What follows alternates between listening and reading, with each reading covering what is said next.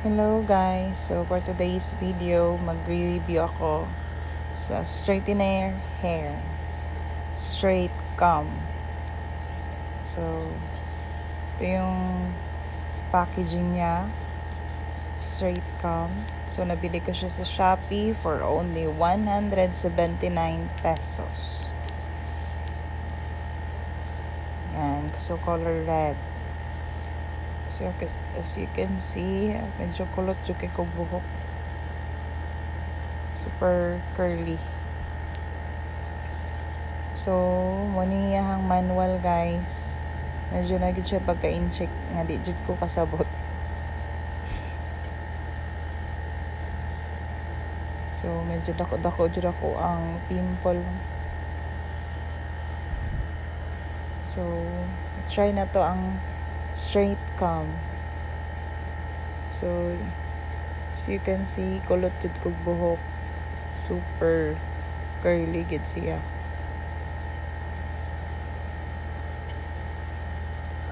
So, i-try na to siya. Kung makaya ba niya og straight ako ang hair.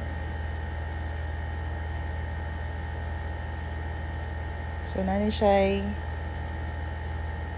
off. Then, na siya sa high and low. So, tuklokon lang niyo na siya para mo high. Medyo dugay gid siya mo init. So, try na to.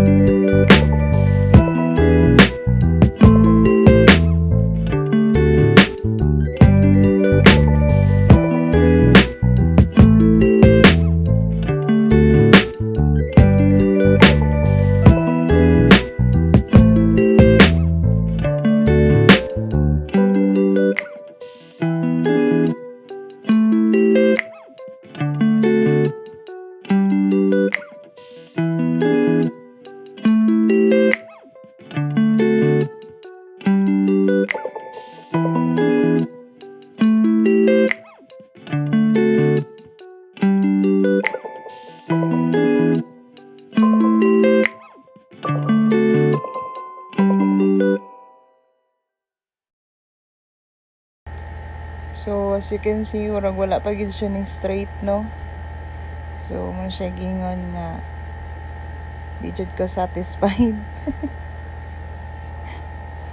So, bagay sa halagang 179 pesos. Sobrang mura. So, dugay gid siya nag-init. So, ako masulti lang yun is a no for me. So, kana lang guys. Thank you for watching.